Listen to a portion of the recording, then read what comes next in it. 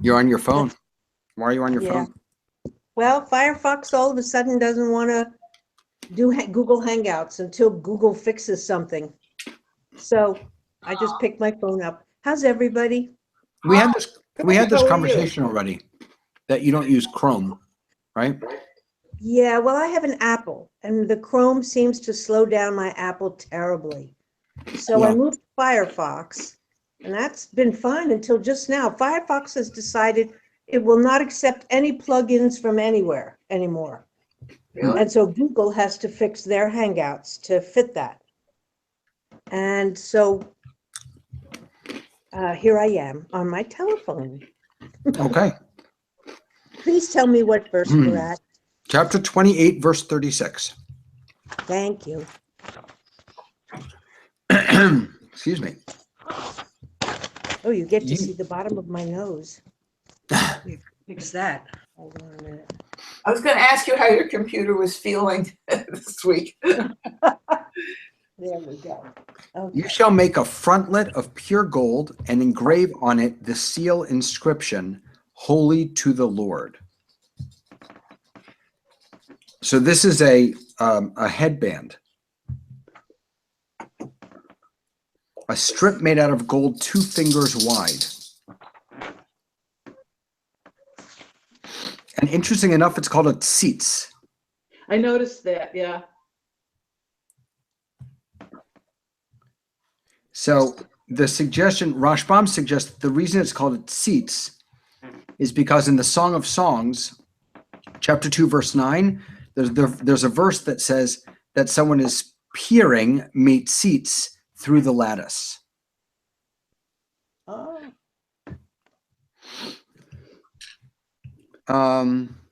Okay, so I have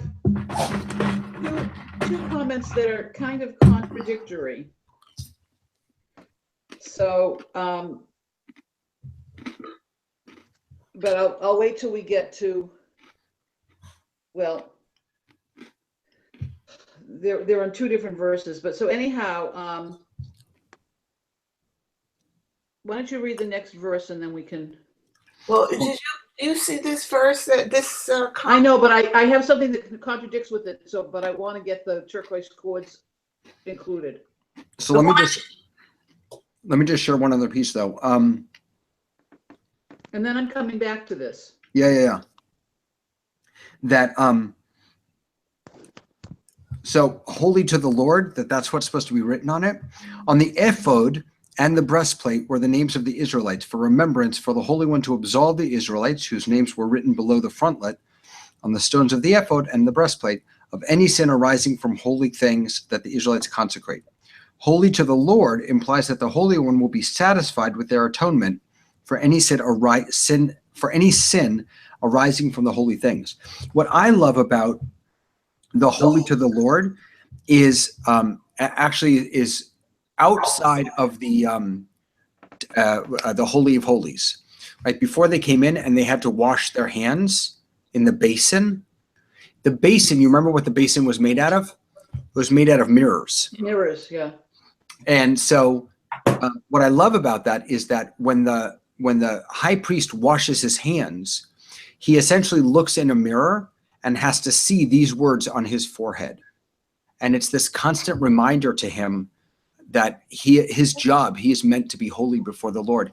And this idea always reminds me of the verse that we choose to have above the ark in whatever synagogue you go to. You know, there's very often a verse above the ark. I think at Beth Abraham, it's Vishinantam Levanecha, right? You shall teach your children. I think that's the verse above the ark. Well, it's either that one or it's no before whom you stand. And no, it's definitely not that one. Okay. Because that's the one that I love. I wish that one were in front of every. I love that verse, especially being up there. When I walk in, the idea that I should know before whom I stand in a synagogue is just very, very powerful to me. And I always wish that that's the phrase that's up there, but I don't think it is at Abraham, and I don't remember what's at Beth David. Where? But, My What? time. Okay. So in I'm relation, just making a joke. all right, go ahead, Tina. in relation to what you just said, there's a comment in Eitz Chaim that says the inscription served to remind God, so to speak, that the high priest had been assigned to gain atonement for Israel. Oh, it's not a reminder to the priest, it's a reminder to God. Yeah. But so I have these two comments that. So let's read the next one so we can do that. Okay. I'll read it. Suspended on a cord. So this is the frontlet, the headband. Suspended on a cord of blue, so that it may remain on the headdress. It shall remain on the front of the headdress. Okay. All right. So the comment in Eitz Chaim says, The gold template. wait a minute, I'm looking for, oh, now I lost it. You want me to read it? Yeah, right, okay. So the gold template marked holy to the Lord was to remind him to direct his thoughts to God when he officiated and to protect him against feelings of excessive pride. This awareness is reflected today in the practice of wearing tefillin on the forehead, and a tefillin strap around the arm and a hand in a way that spells out God's name Shaddai. Not only the high priest is consecrated to God, but every Israelite man and woman is. The development of Jewish law and observance has produced numerous instances of obligations and prohibitions that originally were intended only for the Kohanim, democratically extended to all Jews. This is to help us fulfill our mandate to be a kingdom of priests. Right. So this book talks about it is reflected today about wearing tefillin, but in my other book, where is this? The head plate was secured to Aaron's forehead by means of turquoise cords that were tied together at the back of his head. One of the cords was draped over the turban that he wore. The turban was set slightly back on his head so that there would be space between the turban and the head plate for his tefillin. Right. The head plate itself was on his forehead opposite the front of the turban. I don't understand about opposite the front of the turban. I think that means in the back. The head plate was on his forehead. That can't be in the back. His forehead is in the front. Really? Then I misheard you. At least that's where my forehead is. No, that's what it says. I don't understand. That's the part I'm not having trouble with.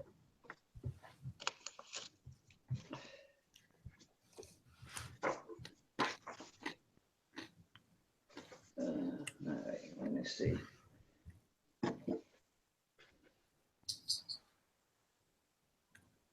Yeah, these cords, there are cords all over the place.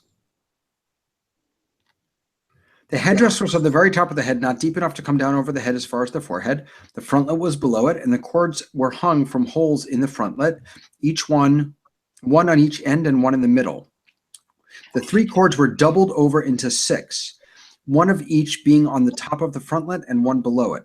The cords at either end of the frontlet were pulled around his head, while the one in the middle was pulled up over his head, and all 3 doubled cords were tied in the back, forming a kind of helmet. So there's one of the cords, there's a cord on each side that goes around the back, and then one cord up at the top that goes around this way. What are you showing us? Ooh, look at that.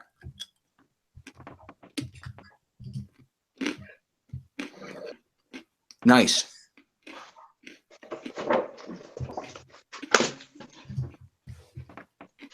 This book has been invaluable. Yeah.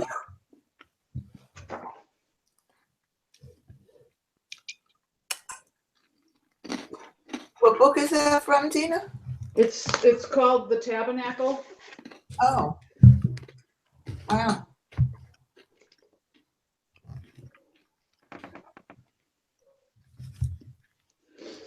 Okay, listen to this. Oh, this is great. This is Ramban, Nachmanides.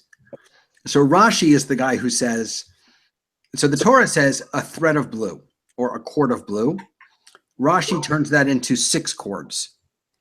Okay? So Nachmanides says, I am astonished at Rashi's comment, For the text commands only a single cord of blue, and he makes 6 of them! Exclamation point. Moreover, he compounds the verse commanding the cord of blue with the verse about it being made, adding on cords each time. Following this method, one could have 2 arks, 2 tablets, and 2 lampstands. If the text commanded that they put it on a cord of blue, how could they reverse things and put a cord of blue on it, as they did in 39:31? Where was this commanded? What was the purpose of Rashi's middle cord, seeing that the frontlet was tied at the back of the neck, just like the ones worn by ordinary men and women? In reality, it was not as Rashi describes it all. Rather, there was just a single cord. A strip of metal went from ear to ear. It had a hole at either end, and the cord went around the forehead. And the cord went into both of these holes, going around the nape of the neck to tie the frontlet on. The headdress would be wound around the head, not on the forehead, but higher up on the hair. In the opinion of our sages, he even left a bit of his hair showing for the phylacteries. And the headdress was atop the head opposite the middle of the brain and covered the entire back of the head. This puts the headdress slanted back on the head and the frontlet opposite the forehead, from ear to ear, with nothing intervening between forehead and frontlet, and with the headdress covering the nape of the neck from ear to ear.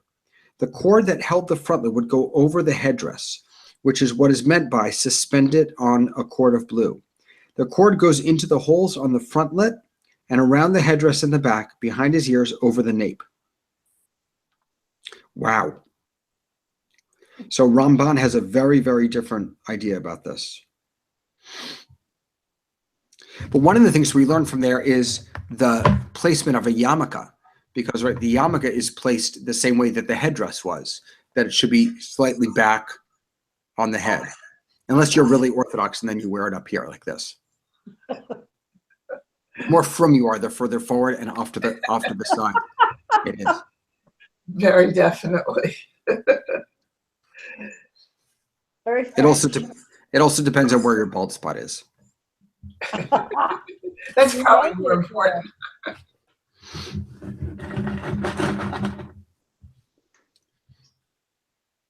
Well, Ibn Ezra disagrees with Rashi also. He says Rashi found it necessary to amend the one blue cord of this verse into 3, but there's no need for more than a single cord to keep the frontlet on the front of the headdress. The headdress itself was really a turban. High officials in the Islamic world wear a gold frontlet in front of their turbans on the forehead. That's interesting.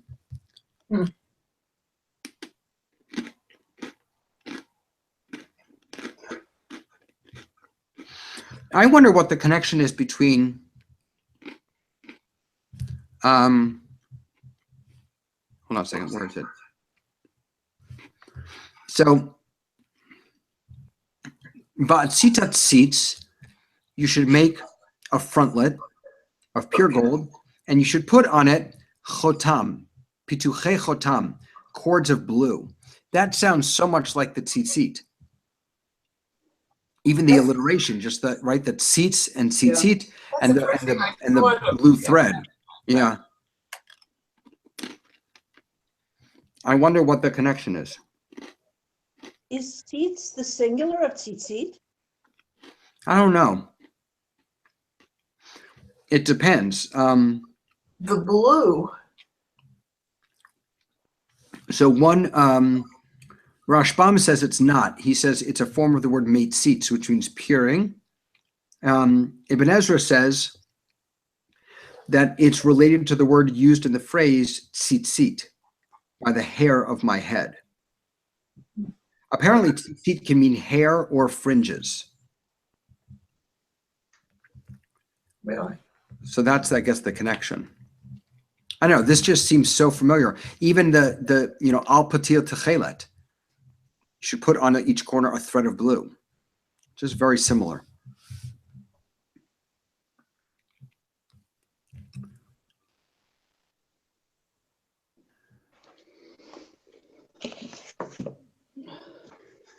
All right, shall we go on to 39? Sure. 38. Oh, do we not do 38? I'm sorry. Oh, 38, right. We do. It shall be on Aaron's forehead, that Aaron may take away any sin arising from the holy things that the Israelites consecrate, from any of their sacred donations. It shall be on his forehead at all times, to win acceptance for them before the Lord. It was impossible for Aaron to wear it literally at all times, since he was not permitted to wear his vestments when he was not engaged in the service. The sages differ regarding the meaning of the phrase. One holds that the head plate always performed its function of atonement, even when the Kohen Gadol was not wearing it. The other holds that it provided atonement only when he wore it, but at those times he was required always to be aware that it was on his head, meaning that at frequent intervals he would put his hand on it. That's from our friend Rashi. The above views may be taken homiletically to teach that one may never take holiness for granted. Constant awareness of it is a prerequisite of its efficacy. On the other hand, once someone carries out his responsibility in this regard, the effects of the holiness remains with him even when he returns to his mundane pursuits. So one holds that it always performs its function of atonement even when a Kohen Gadol is not wearing it.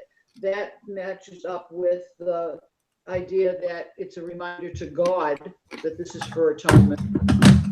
And the fact that when he's wearing it, he has to kind of keep checking to make sure it's where it belongs. Right. His reminder. Right. It really wouldn't be a good reminder. Putting something on your forehead is not the best place to put a reminder. Unless you are checking it.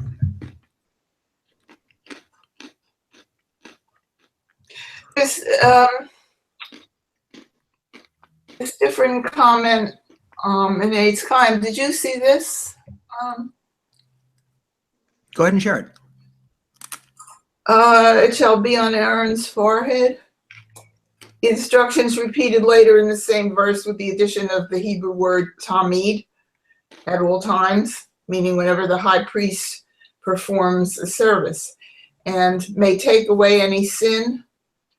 The high priest is responsible for any infraction of the rules governing the sacred offerings, wearing the frontlet inscribed with the words Kodesh Le Adonai, Yud He Vav He, holy to the Lord, helps him concentrate his thoughts on his duties and on the accountability. At the same time, this awareness effectively secures atonement from God for such offenses. That's all on 39. Listen to this. This is Ibn Ezra. He says that this references transgressions committed in the priest's thoughts, which begin at the forehead where the five senses are located. Wow. Are the five senses located in the forehead? How does Like in the frontal lobe? They may be, yeah, frontal lobe may be what they're thinking. Yeah. I don't know if that's true today. we need a medical student here for that? Or we need Google. Hold on a second. I'm checking. Mediglia, is that what it's called? What is it? Say again.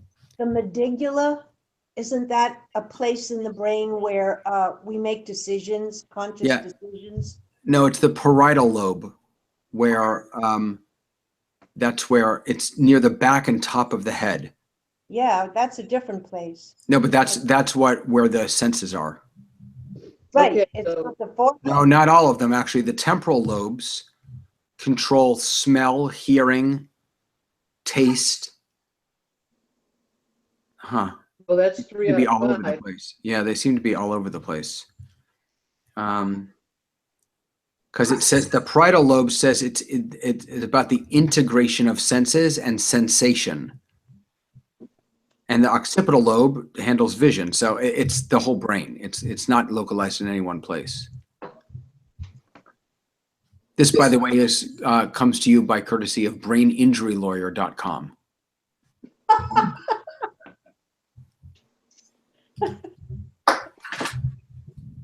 Thank you, Google. Yeah. Do you know, there are these things in people's houses now, like a little sound box, if you will, looks like a little speaker. And you say it's on all the time, and you talk to it the way you do your Android phone. Okay, Google, play me such and such a song.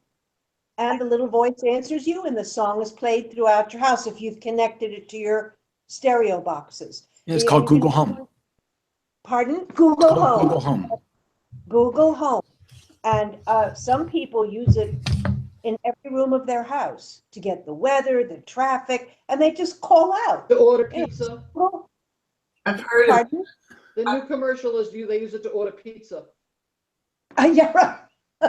You can do anything you can on your end. If we are moving to that age, folks. read If you about want to read, by the way, a very scary book, a professor at Tel Aviv University, Yuval Harari, I took a course of his. He has a new book out called Dux Homo. D-U, wait a minute, let me get you the right name. No, Homo Deus, D-E-U-S. And in his first book, Deus. Deus. beg pardon? Deus. Deus. Excuse me, Deus. And in his first book called Sapiens, he spoke about man moving from caveman through agricultural era, and, you know, on up to technological, where we are now. In this book, he takes us from the technological era into the future. Where is humanity going? And he says we are moving toward being divine. It's a pretty scary book, but it's all science and history. He's an anthropological historian and from Tel Aviv University. Brilliant young man, brilliant. Yeah, But I he's don't know. Pardon wow. me? No, nothing. I'm looking up his site. He wow. He's pretty intense. He is. So are we He is. heading But toward another Tower of Babel? I beg your pardon? Are we heading toward another Tower of Babel? Yes. Well, no. According to him, we're not. We may not be heading toward that, but we certainly are moving toward a kind of world or a kind of humanity, if you will, the sapiens, that is so unlike today. You and I would not recognize it. What's the word Deus in there is God, so maybe the Deus is. Well, Homo Deus means man, We man would and become God. divine. Yeah. We would not die. There are already lots of places working on what do we do to keep on living forever and ever and ever. We already have robotic parts put in our body. I mean, if you read what he has to say, it's kind of difficult to come to a different conclusion about where we are as humanity are moving. I'm so sorry I got on this. I'm sorry. History began when humans invented gods and will end when humans become gods. Yes. Yeah. That's the book. It's very interesting. You should also try to read Sapiens first to see what kind of literature he writes. And it's much easier to take that in because that is not quite so scary about where we're going. But once you've read that, it will be very illuminating to you and you'll go, oh my, what a unique way to think about history. And then when you get the next book, of course, it's a little scarier because I would not like that future that he describes. Is it called Sapiens or Homo sapiens? The book. Homo. No, it's just called Sapiens for the first book. Yeah, just and Homo Deus for the second one. The Homo first book Deus was for the second. recommended by President Obama, Mark Zuckerberg. Wow.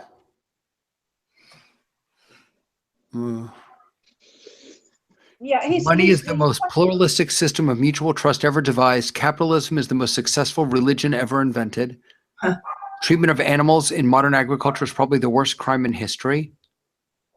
And though we are far more powerful than our ancient ancestors, we aren't much happier. Question mark. In some places, he puts a question mark after that statement. Wow. Those are brief two, history. two excellent books. I'm sorry I took you off track, but I forget why I did. But Wow. it's good reading. Good reading. When you mentioned that part, Rabbi, about animals, your dog began to. That was funny. All right. Now I have to buy this book. Do Sapiens first. Yeah, I am. Oh, it's $21. Oh no, you can get a paperback.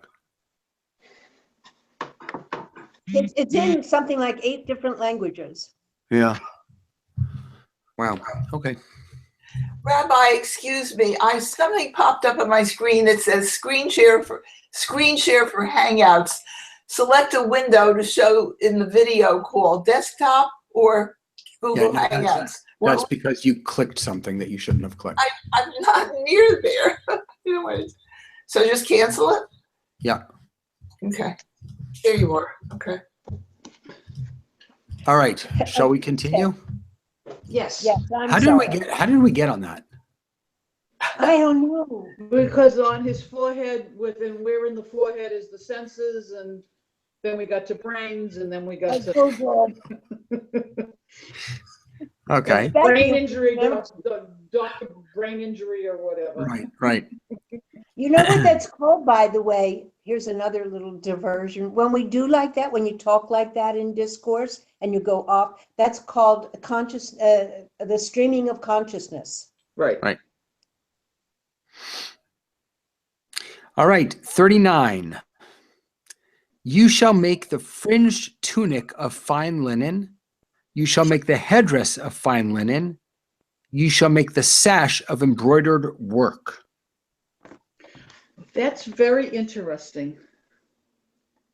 Why? They've already told us Because this. my book translates it as, you shall make a linen tunic of a box-like knit. Right. Yeah, I see that the notes down here about that. They have already told us this information. Why is it being repeated? This signified the Kohen Gadol's constant readiness to receive positive influences that would improve him as a person and as a servant of God. How does it do that? The idea that these are like boxes, and the boxes were like settings, receptacles for things that were to be placed within them. Okay. The checkering that I have here says that it was a square within a circle.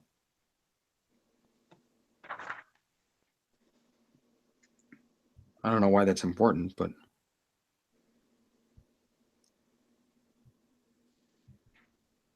what is plated? Plaited. Anyone know? Braided. A plait is a braid. Oh, okay. Because that's how Rashi understands it. He says you shall make it plated. Twister. Well, wasn't the tunic, wasn't that one of the pieces that was done in such a way that it had a pattern on the inside and the outside? Like some of the I don't remember that. tent. Some of the stuff in the tent was done specifically so that it was patterned on both sides. It was woven rather than embroidered.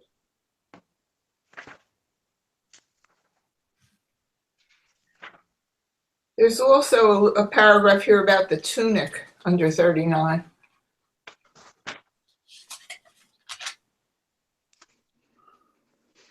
But so, Did you find what you wanted? so are we repeating this because we're getting ready for actually the ordination? I don't know. Because that's coming up in like 2 verses. I think so. Yeah. Do you want to hear about the tunic? Yeah. Just go ahead, Lenore. You don't have to ask. Go ahead. The Hebrew for tunic, kutone, appears often in the Bible. Both men and women wore such clothing, mainly as an ankle-length undergarment, usually next to the skin. Some types of outlet tunic were clearly marks of prestige, such as the garment that Jacob gave to Joseph, described in Genesis 37:3. A tunic was standard fashionable dress in the ancient Near East. Also, the sash in 39:29, the sash is described as made of fine twisted linen, blue, purple, and crimson yarns done in embroidery. This sash was girded over the tunic. Okay. They talk about the texture, Dina, of the coutonnette as a checkered texture, the tunic. In verse 4, verse 4, chapter 28, they talk about the checkered texture that was made of settings for decoration, just like what you read. This is Rashi saying, made of settings for decoration, as if the checkers were to hold decorations. The settings are like indentations which are made in golden ornaments, as a base in which to affix precious stones and pearls.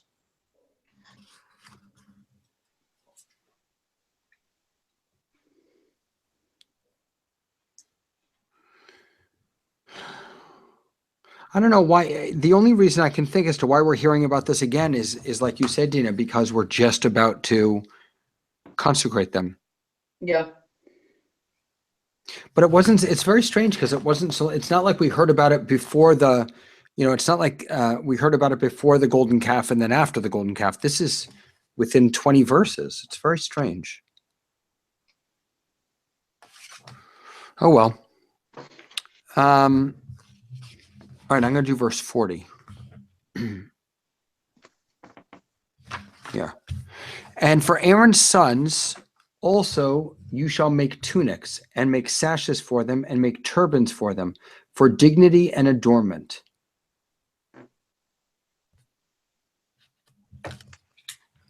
I've got nothing on verse 40. Oh. Turbans. Just like Aaron's. On 40, it says, no description is given, but they probably differ from the high priest's headdress because a different Hebrew word, M-I-G-B-A, migbaot, is used. Oh, that's interesting. So, 39. wait, is that for the, that's for the forehead? For the thing? sons. Yeah, but so, so mitznafet is the frontlet for Aaron, and here it's called migbaot. Huh. The mitre of the high priest and the head tire of the ordinary priest, the same according to Rashi, were a cap-like headgear, consisting of a band of white linen, which the priest wound round his head, layer upon layer, shaping it into a turban. The priest's head tire and the high priest's mitre were not wound in exactly the same manner, but the length of the band, 16 cubits, was the same for both. The mitre was also called migbaat because Aaron's descendants wore it like a hat. And Abarbanel adds that it was called migbaot because they were shaped like two gibaot, two hills with a valley in between them. So there, it was like two things and then the valley in between. I'm totally amazed constantly by this detail that they're involved with, and it obviously it's not going to be repeated anywhere. So I guess it means how special God thinks of it. Yeah. No, it seems amazing. So let me read one more verse.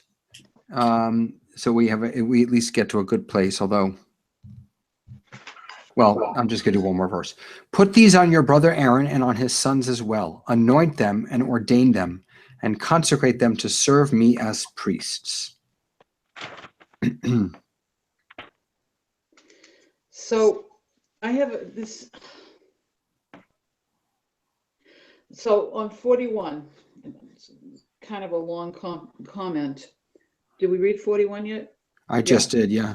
For Aaron and his sons to become Kohanim, they had to be inaugurated by Moses.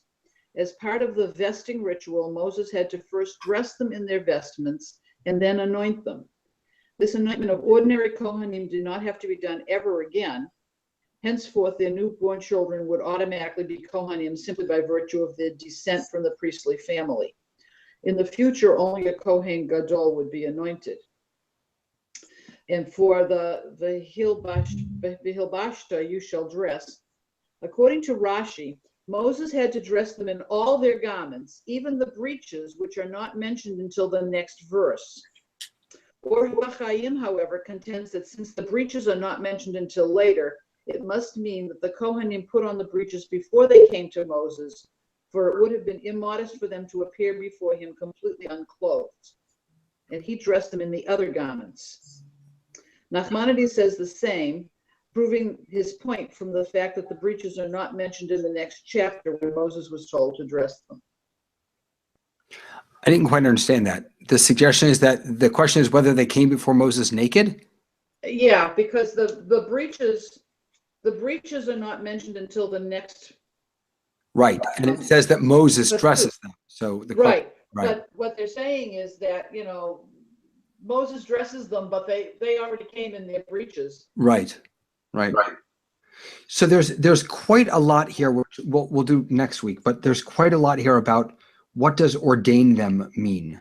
Right. Because the Hebrew is umileta et yadam, you shall fill their hands. Right. Which Stone translates as inaugurate. Oh, you have inaugurate? All right. So mine says ordain. I have- inaugurate. And this one says consecrate. So And I consecrate is have- the next word. Yeah, complete them. I have complete them from Sforno. Complete them? Complete them, and make them worthy to serve in the sacred That's service. interesting. So there are a few different things going on here. There's, you should mashachta otam, which is anoint them. Mileta et yadam, fill their hands or ordain them. Vikidashta otam, and sanctify them or consecrate them. So consecrate them is a different one. Chaim uses anointed. No, anoint is the first one. I'm talking about the middle one. It says anoint, ordain, and consecrate. Those Right. three verbs in eight Right. time. So it's the middle one. It's the ordain one that's kind of interesting. And I have anoint, inaugurate, and sanctify. So not, So inaugurate or ordain, one of those two. Yeah, but Sforno is saying the Hebrew, and I don't have, he's saying the Hebrew is umileta et yadam, Yeah, fill their hands, right. Yeah, that's what I said. which, okay. That's how Okay. Rashi translates it also. So let's start there next time, because that's a really interesting, like, what does that mean?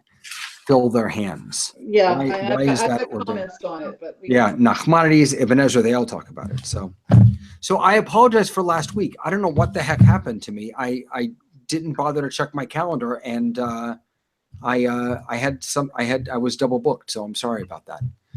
But And we're good for Friday next news week. too. Friday's podcast. What? Shabbat. What did you say? I said, and Friday's Shabbat podcast. Yeah, I missed a couple. You want to But drink you, and but you did this week. What did you say, Mom? I said, well, you want a drinking binge? That's what it was. Drinking and hanging out with prostitutes. Oh my God.